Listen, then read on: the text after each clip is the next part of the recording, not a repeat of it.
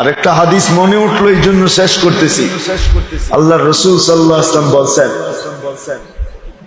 যে আমার উম্মতকে আল্লাহ আখিরাতে শাস্তি দিবে না, দুনিয়াতেই দিবে।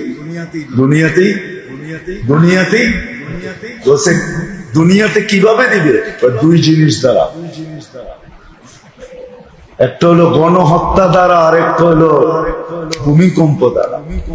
কি গণহত্যা? এই পর্যন্ত তো মুসলমানের গণহত্যা কম হয় না, হয়েছে না? হয় না? মানেন না? মানেন না? আর একটা হলো ভূমিকম্প। সাবধান, শর্ত আছে, যদি তওবা না করলাম, যদি ফিরা না আসলাম, যদি জীবনের মূল্যায়ন না করলাম, কতদিন সহ্য করবো? এই জন্যই হাদিসের শব্দ আছে,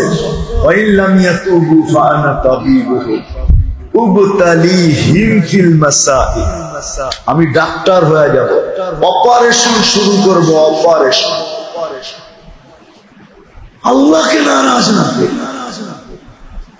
আমি দেখতেছি বাংলাদেশের উপরে আল্লাহ বড় মেহেরবান। আমার কথাটা মাইনা নেন, অনেকে হয়তো মানতে চাবে না, কিন্তু আমার অনেক দিক দিয়ে যোগ বিয়োগ করে দেখছি বাংলাদেশের উপরে আল্লাহ বড় মেহেরবান, বড় মেহেরবান। এই মেহেরবানি যদি ধরে রাখতে পারি, তাহলে আমরা বেঁচে যাব।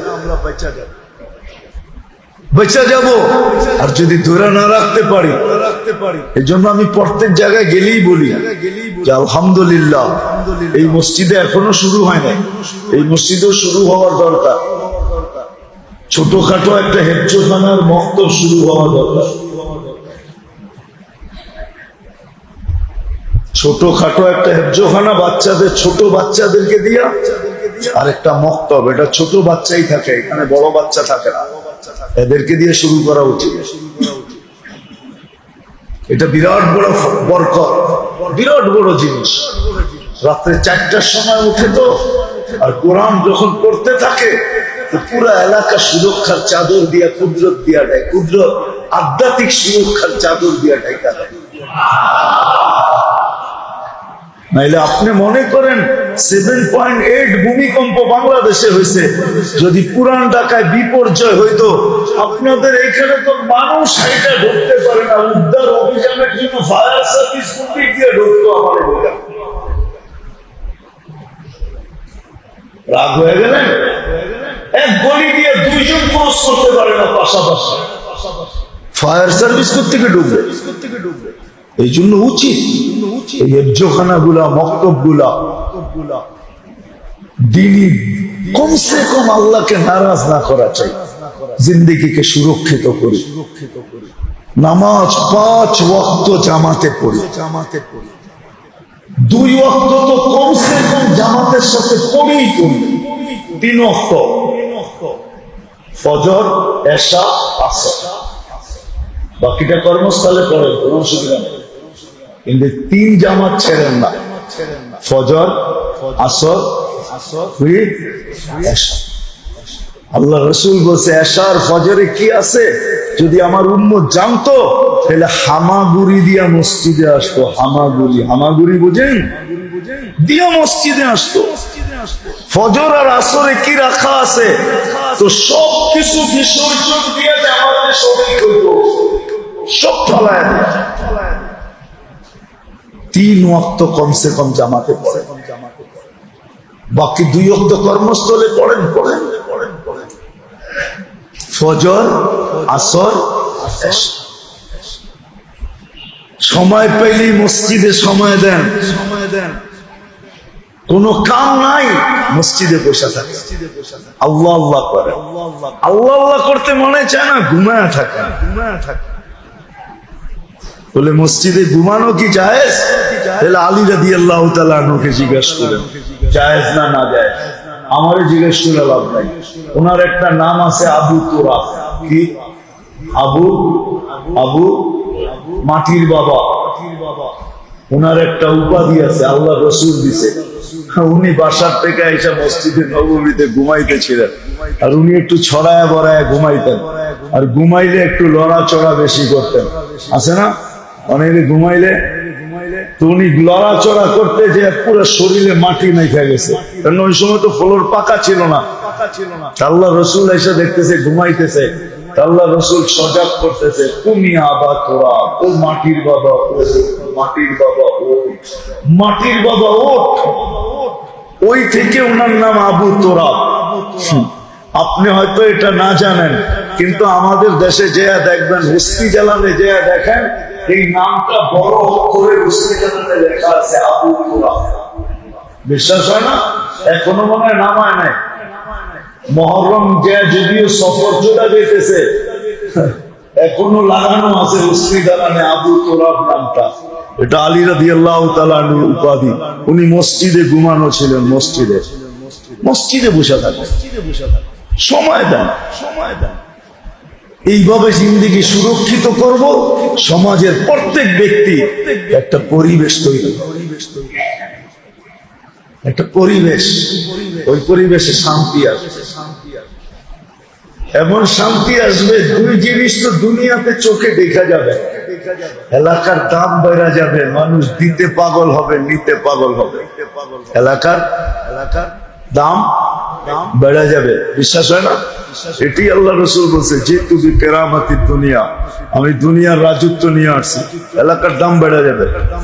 মানুষ কইব বাড়া থাকবো, বেড়ে তো বাড়া বেশি, হইলে হোক, খালি হইলে কইবেন, নাইলে আগে টাকা লয়ে আলো, আগে দিয়ে যাবে। পরিবেশ ভালো, মানুষ নিতে পাগল হবে, দিতে পাগল হবে, বুঝছেন কিছু? অমুক এলাকার ছেলে, তাইলে আর কিছু দেখতে হইব না, দিন তারিখ কবে করবেন এটা কোন। অমুক এলাকার মেয়ে, তাইলে আর কিছু চাইতে হবে না, বাস আমরা রাজি। আজকে বিয়া পড়াইবেন না, কোন কবে পড়াই দিবেন কোন, আমরা উঠে নিয়ে আসবো। তো দিতে পাগল হবে, নিতে পাগল হবে, এলাকার ভ্যালু বেড়ে যাবে যদি পরিবেশ বানাইতে পারে। আর না হইলে পরিবেশ না বানাইতে পারলে এলাকার ভ্যালু বাড়বে না। মানুষ দিতেও বড় চিন্তা করে দিবে, আবার নিতেও বড় বয়ে বয়ে নেবে, যে কোন বোম নিয়ে যাইতেছি, আবার কিরম ফাটা জানি ফাটে। কেন উর্দুতে একটা প্রবাদ বাক্য আছে, বলবো না রাগ হয়ে যাবেন? লড়কি ও বোম হয় जो ससुराल में जाके फटती है। তর্জমা করবো না, উর্দু ওয়ালারা বুঝছে। লড়কি ও বোম হয় जो ससुराल में जाके फटती है। তো বাবার বাড়িতে চেনা যায় না, শ্বশুরের বাড়িতে গেলে তারপরে চেনা যায় যে কিরকম আচার ব্যবহার, উঠা বসা, চলা ফেরা, সব ঠিক হয়ে যাবে যদি পরিবেশ তৈরি করবো। তো আল্লাহ আমাদেরকে আমল করার তৌফিক দান করেন। اللهم لك الحمد كما ينبغي لجلال وجهك وعظيم سلطانك اللهم صل وسلم وبارك على حبيبك محمد। আল্লাহ এই মজমা আমরা আনি নাই, আপনি নিয়ে আসছেন, আপনার ঘরে ডাইকা নিয়ে আসছেন। আমাদের দেশের নিয়ম আছে, কেউ নিজের বাড়িতে ডাইকা বেইজ্জত করে না, কেউ নিজের বাড়িতে ডাইকা আল্লাহ খালি হাতে ফেরত দেয় না। আজকে খালি হাতে উঠবে না, এই মহল্লা আজকে খালি হাতে ফিরবে না।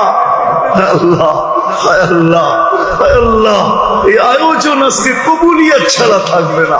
এই আয়োজন কবুল করেন, আয়োজনকারীদেরকে কবুল করেন।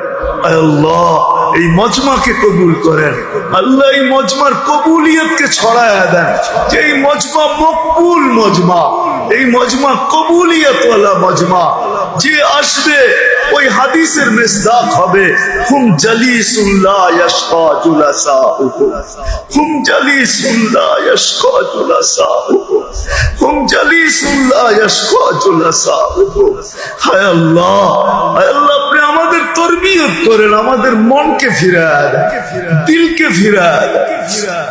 আল্লাহ আমাদের মনের ভিতরে কথাগুলোকে গাইঠা দেন। হায় আল্লাহ, হায় আল্লাহ। আয় আল্লাহ মেহরবানি করে কবুল করে, মেহরবানি করে কবুল করে। আমাদেরকে আল্লাহ ওয়ালা বানায় দেন, জিন্দগি সুরক্ষাকারী বানায় দেন। কমসে কম জিন্দগি যেন সুরক্ষিত হয়, কমসে কম জিন্দগিতে যেন আর নামাজ না ছোটে, কমসে কম আপনার হাবিবের তরিকা যেন কখনো আর না ছোটে। হায় আল্লাহ